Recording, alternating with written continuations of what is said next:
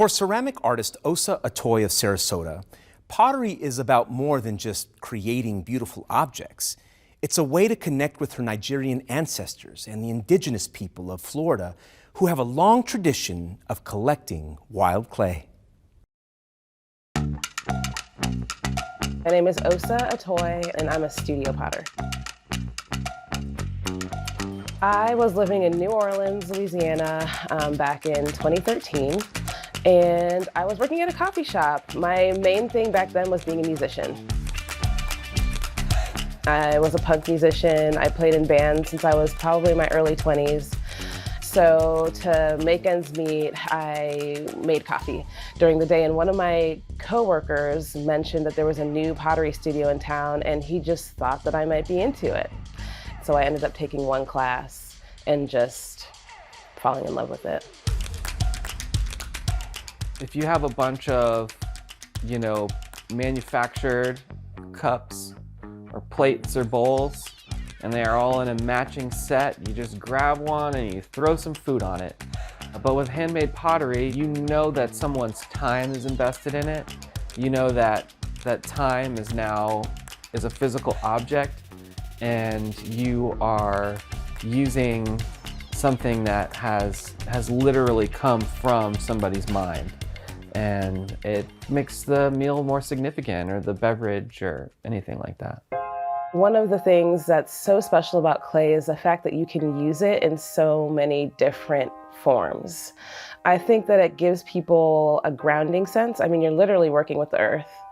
But the fact that you can use it as a dry powder, a liquid, in its plastic form, you can't do that with wood, right?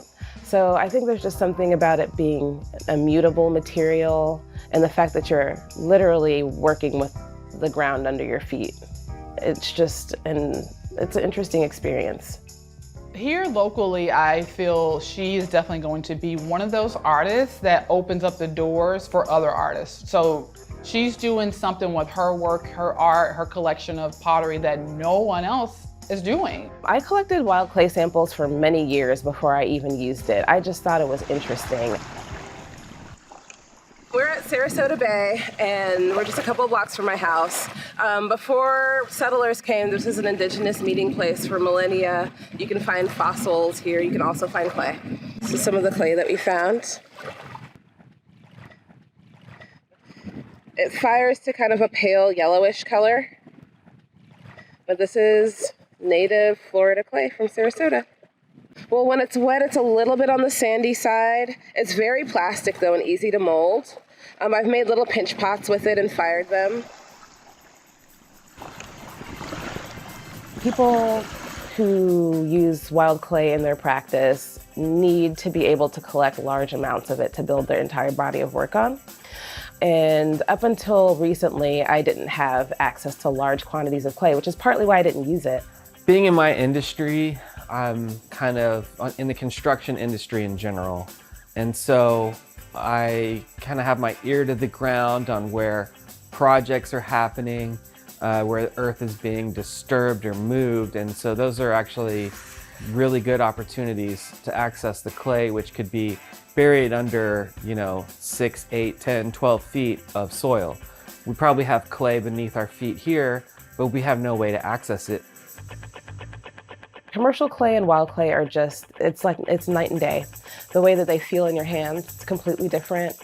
The way that they behave, and then also just the amount of labor. So commercial clay is wonderful because it's already processed, it's ready to go. With wild clay, there's a lot of labor that goes into that. I would say it's almost a difference between going to the grocery store and buying a bag of spinach and eating spinach out of your garden. It is work. It's not a hobby. It's not it's more than an interest. It runs through every vein in her body.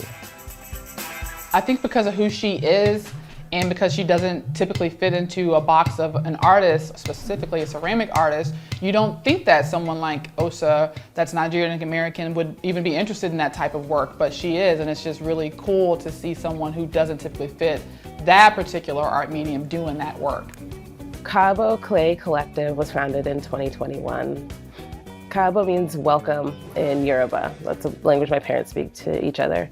It's a social and mutual aid network for Black ceramicists. I did start pottery in New Orleans, which is a majority Black city, but I was always the only Black person in any of my classes. It's not just the absence of Black people in those spaces, it's the absence of Black culture. We have so much to add to clay culture. We have a long history of making pottery and sculpture. So Kaabo clay, it's just been invaluable to me personally. It's kind of like building what I needed and then understanding that if I need it, other people need it too. There's a lot of art in Sarasota, plenty of it. The landscape I feel like it needs a little bit more diversity, and I feel like there's a lot more of hidden talent in Sarasota and Manatee that people don't know about, and that's kind of where Osa kind of falls into that. She's one of those up and coming artists that people may know outside of the region. A lot of people do know Osa outside of the region, but here in Sarasota, I feel like she is not as celebrated as I feel like she should be. The lesson that I get from working with clay in general is having to collaborate with the material. Especially when I work with wild clay, it doesn't behave like commercial clay, and I have to change the way that I respond to it. If I just try to force my will on it, it just won't work. Also, there's so much about clay that's about waiting for the right time to do a specific thing. And if you're impatient, it just won't work. It just will not work. So clay has taught me to be more patient. It's taught me to be more gentle. But there's infinite lessons that clay is always teaching.